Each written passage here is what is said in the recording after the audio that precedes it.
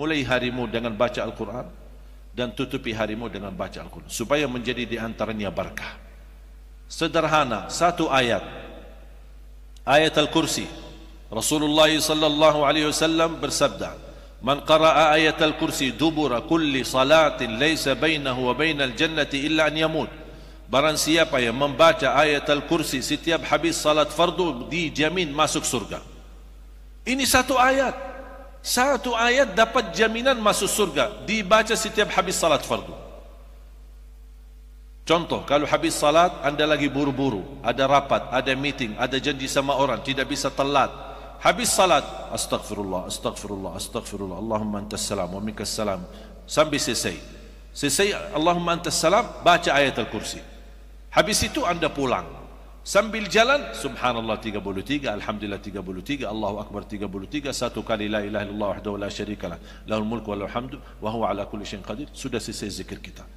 Asal habis salat jangan tinggalkan ayat Al-Kursi. Jaminan masuk surga cuma satu ayat. Kalau satu ayat Al-Kursi menjaminkan kita masuk surga, gimana satu surah Al-Baqarah? Gimana 30 juz Al-Quran? Salah satu menjamin keberkahan. Bapak ibu pasti ingin berkah umur, berkah ibadah, berkah rizki, berkah keluarga, berkah keturunan, berkah usaha. Dimanapun kita berada selalu disertai berkah. Mau enggak membawa keberkahan selalu? Amalannya satu, baca suratul Baqarah. Rasulullah SAW bersabda, "Alaikum bi suratil Baqarah, fa inna akhdaha barakah, wa tarkuha hasra, wa la tastati'uha al-batala." Ambillah suratul Baqarah. Bacalah suratul Baqarah secara rutin sampai selesai. Tidak khatam satu hari dah apa-apa, lanjut lagi, lanjut lagi besoknya, lanjut lagi besoknya sampai khatam. Begitu khatam ulang lagi. Kata Rasulullah SAW, barang siapa yang membaca suratul Baqarah, dia telah membawa keberkahan. Dan barang siapa yang meninggalkan suratul Baqarah akan nyesal. Mau enggak jadi orang nyesal? Makanya jagalah suratul Baqarah. Baca suratul Baqarah dalam rumahmu, karena Rasulullah SAW bersabda, "Al-baitul ladzi tuqra'u fihi suratul Baqarah yafirru syaitanu min."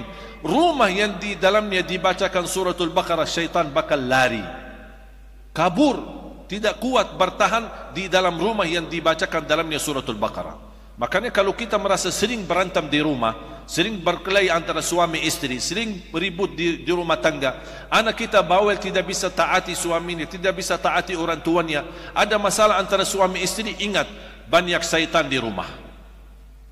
Semua keributan dalam rumah gara-gara banyak syaitan di rumah. Gimana cara obatinya untuk mengusir syaitan? Jangan ke tukang dukun datang. Pak dukun, kita bawa orang dukun datang nih, biar dilihat. Ini Pak ada. Seperti kemarin saya isi acara, habis acara ada satu ibu nangis luar biasa. Minta tolong. Apa minta tolong? Kenapa? Minta saya mampir ke rumahnya. Ada apa di rumahnya? Katanya rumah saya ada hantu. Kata siapa? Ada satu orang. Dia datang ke rumah saya. Makanya saya tidak berani masuk ke rumah itu. Dan setiap saya mau bawa orang, dia baca yang dah tahu, baca gitu, terus saya bayar 5 juta, kadang 4 juta, 3 juta, habis uang saya, dan hantu-hantu dah keluar-keluar. Tolong saya minta Syekh doakan, bisa. Saya langsung ke rumah. Kasihan ibu itu ditipu selama ini, dibohongi, dibodohi, gara-gara kepercayaan kepada dukun atau ramal atau macam-macam. Saya datangi ke rumahnya. Begitu saya masuk, astagfirullahalazim, saya sengaja bikin-bikinlah. Begitu, astagfirullahaladzim, ada 4, 5. Mohon maaf, karena dia percaya itu, ya saya harus ikutin dia. Begitu saya baca, jangan khawatir bu, tenang-tenang saja, saya akan bacakan insyaAllah. Saya baca suratul Baqarah. Begitu saya, alhamdulillah baru mulai keluar, ini keluar satu, alhamdulillah bu. Oh ini yang kedua keluar. Ibu, alhamdulillah. Ibu, alhamdulillah semuanya sudah keluar ibu, sujud syukur. Benar, dah ada lagi, dah ada lagi bu. Alhamdulillah semenjak itu dia kembali ke rumahnya dan alhamdulillah nikmat. Setiap dia kesempatan telefon, alhamdulillah Syekh saya sudah tempati rumah saya. Ibu dah ada lagi hantu, dah ada lagi. Kan Syekh sudah usir mereka. Maaf, dia percaya begitu, mau bilang apa lagi? Soalnya kadang-kadang ada orang yang tidak suka kita terlalu jujur. Kita mau jujur, ibu tidak ada hantu di rumah, tidak ada apa-apanya, jangan percaya itu. Masa? Tidak percaya. Makanya kita harus akalin. Itu akalnya seperti itu, ya kita masukin akalnya.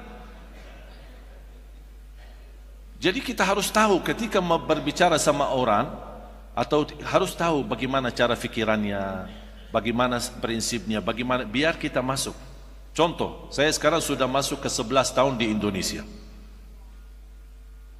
Salah satu yang saya belajari prinsip orang Indonesia.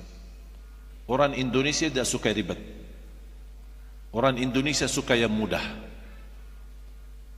Termasuk amalan, ibadah, zikir, apa saja. Orang Indonesia suka yang mudah.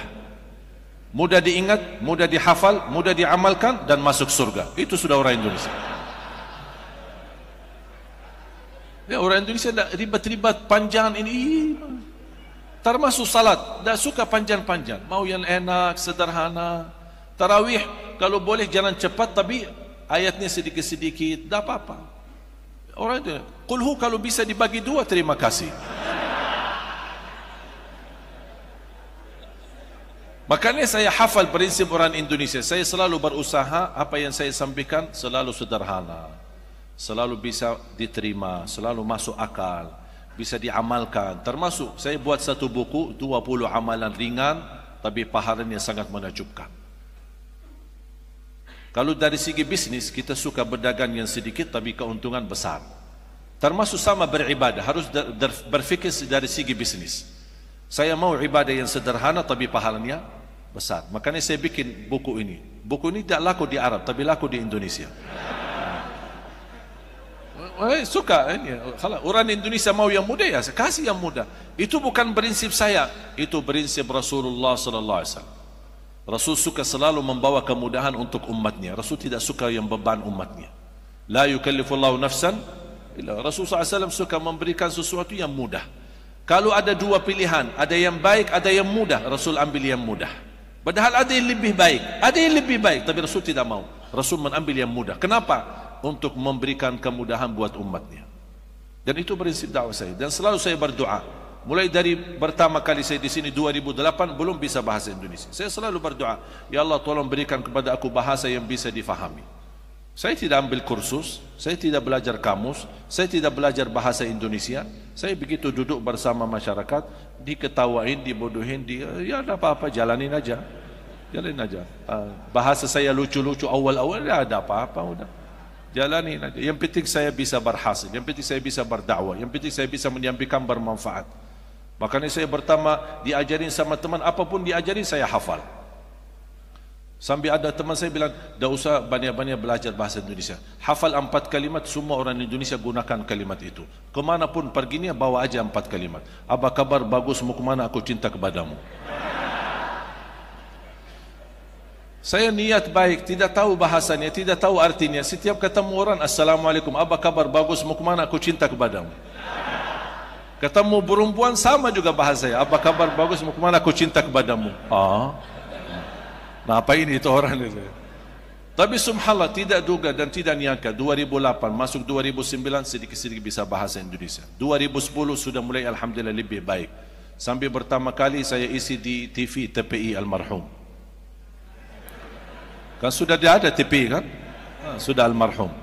Kemudian masuk MNC, TVRI, Trans 7, kemudian TV One Damai Indonesiaku, kemudian Kultum di acara RCTI sama acara Hafiz Indonesia.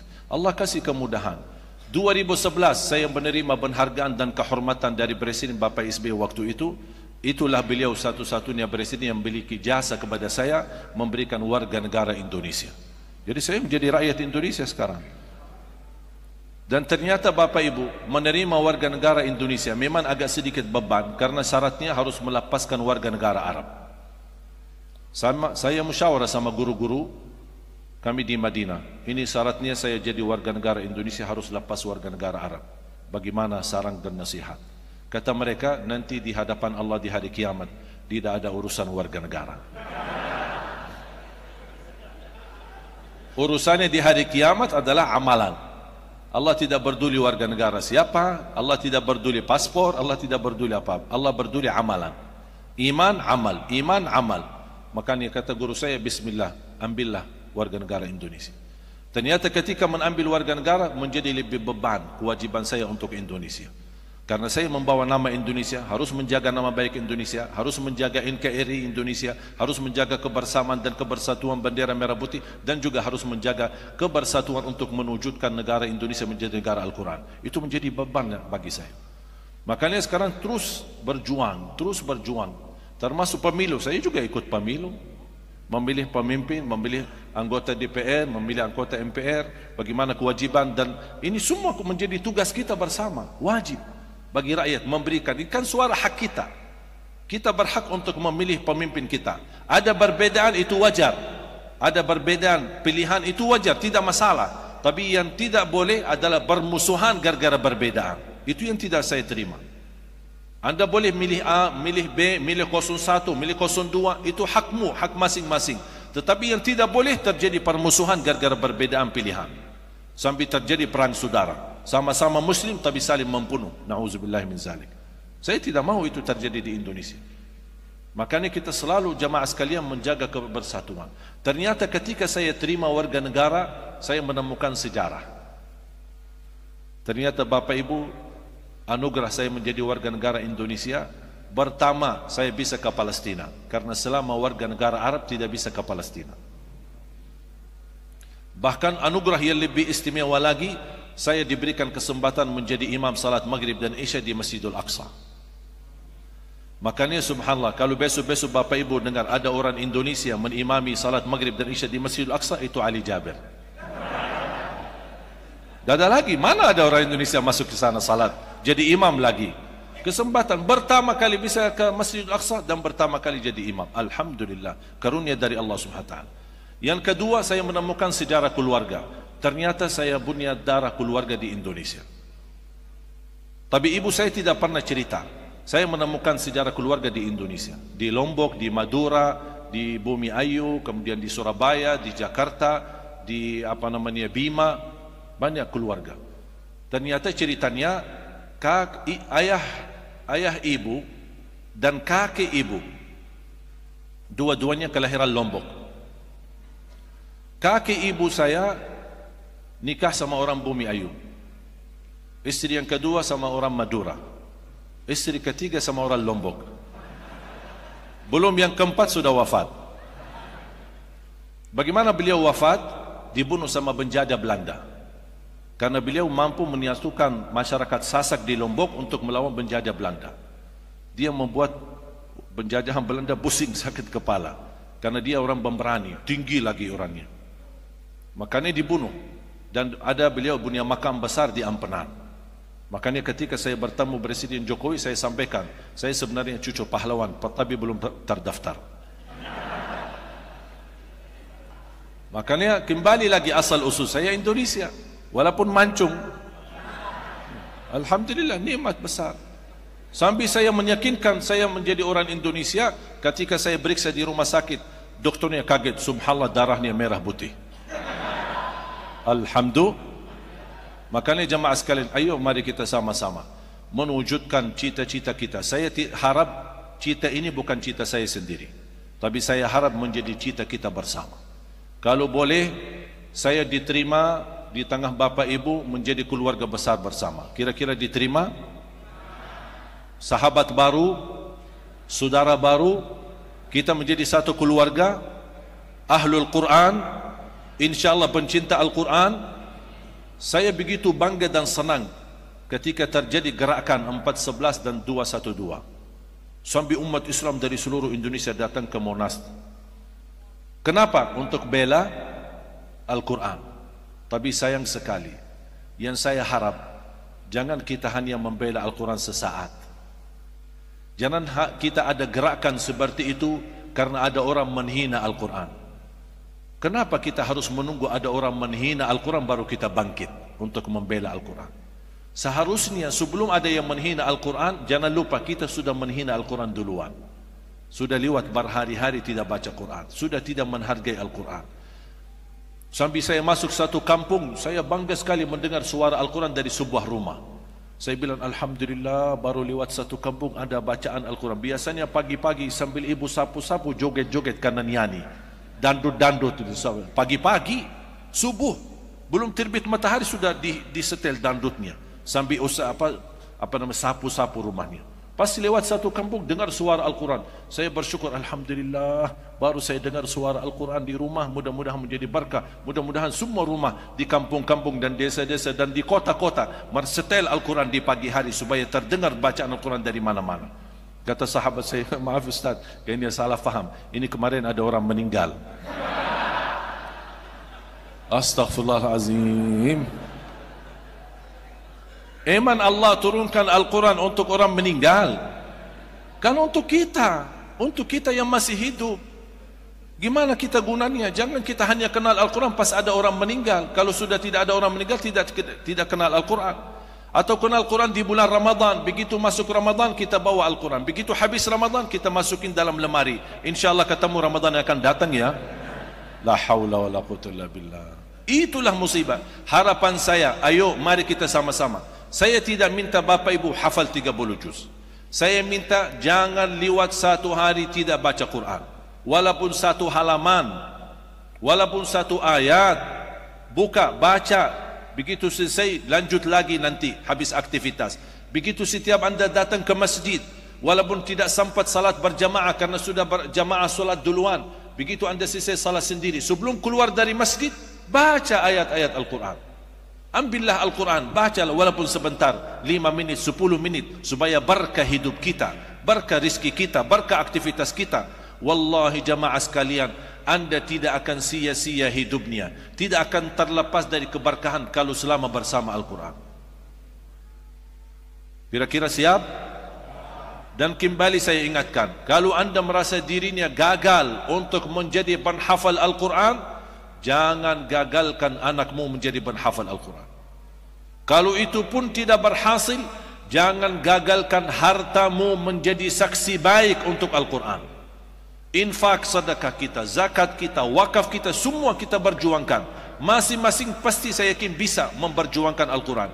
Ada yang dari segi tenaganya, ada yang segi ilmunya, ada yang segi fikirannya, ada yang segi fisiknya, ada yang dari segi hartanya, ada yang segi keluarganya, wakafnya, apa saja.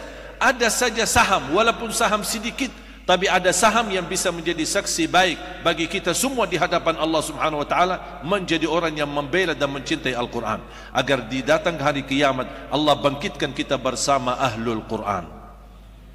Saya doakan semua yang hadir, mudah-mudahan Allah jadikan semua ahlul Quran, para pencinta Al-Quran, berakhlak-akhlakul Quran, dan juga selalu senantiasa menjadi penghafal Al-Quran. Ya Allah, ya Arhamar Rahimin, atas izinmu kami bersama-sama kumpul di masjid ini. Berilah kepada kami kemuliaan sama-sama bertemu kembali di dalam surgamu ya Allah, bersama Nabi Muhammad sallallahu alaihi wasallam dan bersama ahlul Quran. Ya Allah, jadikan semua bacaan kami sehari-hari menjadi pahala yang kami titipkan, pahala untuk kedua orang tua kami, yang menjadi sedekah jariah untuk kami. Ya Allah, jadikan segala saham kami, wakaf kami, sedekah kami, zakat kami, infak kami untuk Al-Quran, jadikan itu sedekah jariah bagi keluarga kami, amal salih yang tidak terputus pahalanya sampai hari kiamat ya Rabbal Alamin. اغفر لنا ولوالدينا ولجميع المسلمين والمسلمات والمؤمنين والمؤمنات الأحياء منهم والأموات. ربنا آتنا في الدنيا حسنة وفي الآخرة حسنة وقنا عذاب النار. وصلى الله على سيدنا ونبينا محمد والحمد لله رب العالمين.